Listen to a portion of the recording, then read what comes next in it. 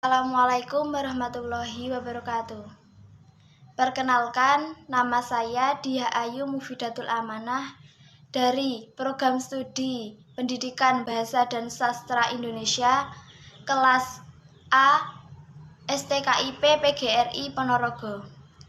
Di sini saya akan menceritakan cerita pendek dari karya Seno Gumira Adidharma yang berjudul Saksi Mata.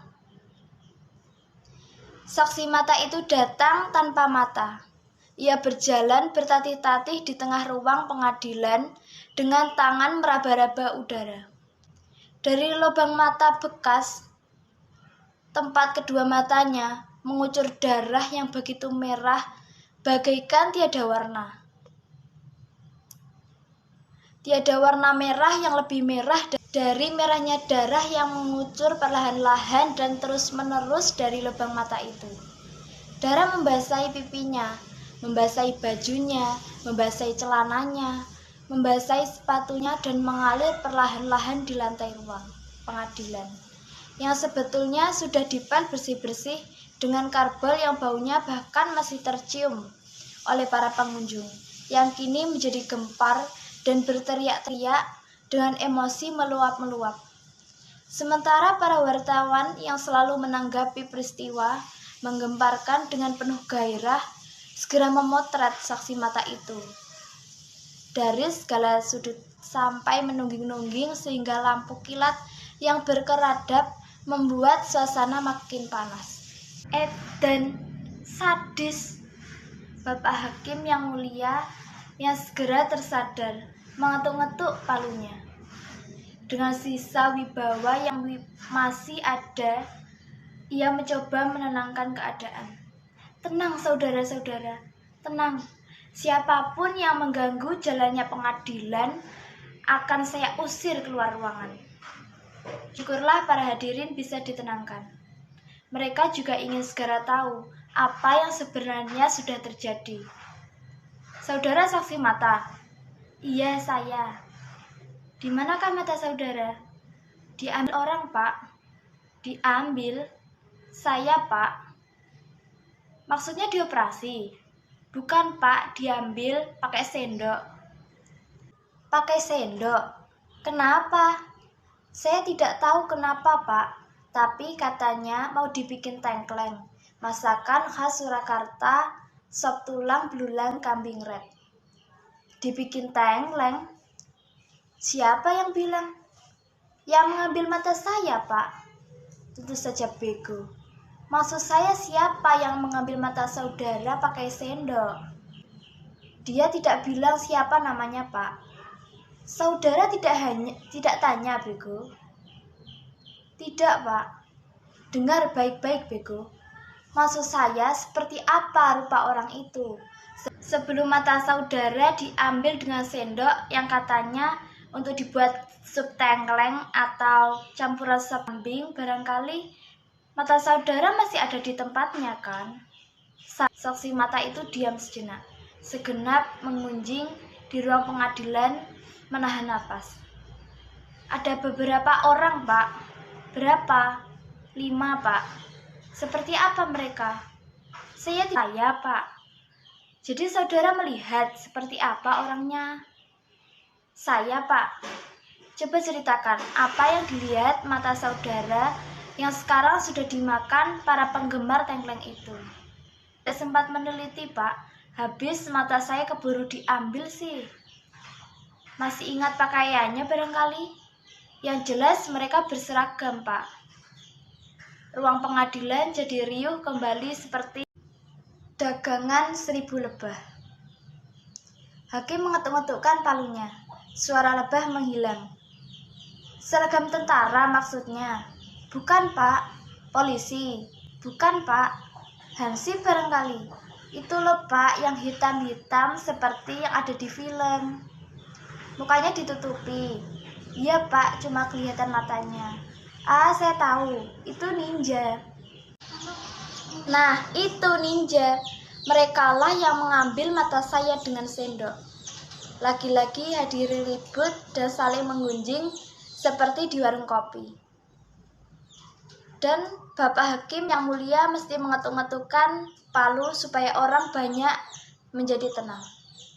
Darah masih menetes-menetes perlahan, tapi menerus-menerus dari lubang hitam bekas mata saksi mata yang berdiri seperti patung di ruang pengadilan. Darah mengalir di rantai ruang pengadilan yang sudah dipel dengan karbol. Darah mengalir memenuhi ruang pengadilan sampai luber melewati pintu, menuruni tangga sampai ke halaman. Tapi orang-orang tidak melihatnya. Saudara saksi mata? Saya, Pak. Ngomong-ngomong, kenapa saudara diam saja ketika mata saudara diambil dengan sendok? Mereka berlima, Pak. Saudara kan bisa teriak-teriak atau melempar barang apa saja yang di dekat saudara. Atau ngapain kek supaya tetangga mendengar dan menolong saudara. Rumah saudara kan di gang kumuh. Orang berbisik di sebelah rumah saja kedengaran. Tapi kenapa saudara diam saja? Habis terjadinya dalam mimpi sih, Pak. Orang-orang tertawa. Hakim mengetuk lagi dengan marah. Bukan Sri Mulat. Ruang pengadilan itu terasa sumpek. Orang-orang berkeringat, namun mereka tak mau beranjak. Darah di halaman mengalir sampai ke tempat parkir. Hakim meneruskan pertanyaannya. Saudara saksi mata, tadi mengatakan terjadi dalam mimpi. Apakah maksud saudara kejadiannya begini cepat seperti dalam mimpi? Bukan, Pak, bukan seperti mimpi. Tapi memang terjadinya dalam mimpi. Itu sebabnya saya diam saja ketika mereka mau menyendok mata saya. Saudara serius? Jangan main-main ya. Nanti saudara harus mengucapkannya di bawah sumpah. Sungguh mati, saya serius, Pak. Saya diam saja karena saya pikir toh terjadinya cuma dalam mimpi ini. Saya malah ketawa. Mereka mau mengambil mata saya untuk dibuat tengkleng. Jadi menurut saudara saksi mata, segenap pengambilan mata itu hanya terjadi dalam mimpi. Bukan hanya menurut saya, Pak, memang terjadi di dalam mimpi. Saudara kan bisa saja gila. Loh, ini bisa dibuktikan, Pak. Banyak saksi mata yang tahu kalau sepanjang malam saya cuma tidur, Pak. Dan selama tidur tidak ada orang mengganggu saya, Pak. Jadi terjadinya pasti di dalam mimpi ya? Saya, Pak. Tapi waktu terbangun mata saudara sudah tidak ada. Betul, Pak. Itu yang saya bingung. Kejadiannya di dalam mimpi. Tapi waktu bangun kok ternyata betul-betul ya? Hakim menggeleng-gelengkan kepala tidak bisa mengerti. Absurd, gumamnya. Darah yang mengalir telah sampai ke jalan raya. Apakah saksi mata yang sudah tidak punya mata lagi masih bisa bersaksi? Tentu masih bisa, pikir Pak Hakim yang mulia. Bukankah ingatannya tidak ikut terbawa oleh matanya? Saudara saksi mata? Saya, Pak. Apakah saudara masih bisa bersaksi? Saya siap, Pak. Itu sebenarnya saya datang ke pengadilan ini lebih dulu ketimbang dokter mata, Pak. Saudara saksi mata masih ingat semua kejadian itu meskipun tak bermata lagi. Saya, Pak. Saudara masih ingat bagaimana pembantaian itu terjadi? Saya, Pak. Saudara masih ingat bagaimana darah mengalir, orang mengerang, dan mereka yang masih setengah mati ditusuk pisau sampai mati? Saya, Pak. Ingatlah semua itu baik-baik. Karena meskipun banyak saksi mata, tidak ada satupun yang bersedia menjadi saksi di pengadilan kecuali saudara. Saya, Pak. Sekali lagi, apakah saudara saksi mata masih bersiap bersaksi? Saya, Pak. Kenapa? Demi keadilan dan kebenaran, Pak.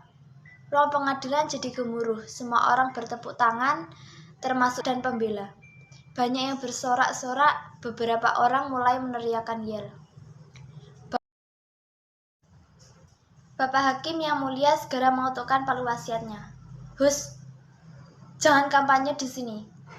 Ia berkata dengan tegas. Sidang hari ini ditunda, dimulai lagi besok untuk mendengar kesaksian saudara saksi.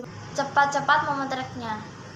Bapak Hakim yang mulia diabadikan sedang memegang palu yang patah.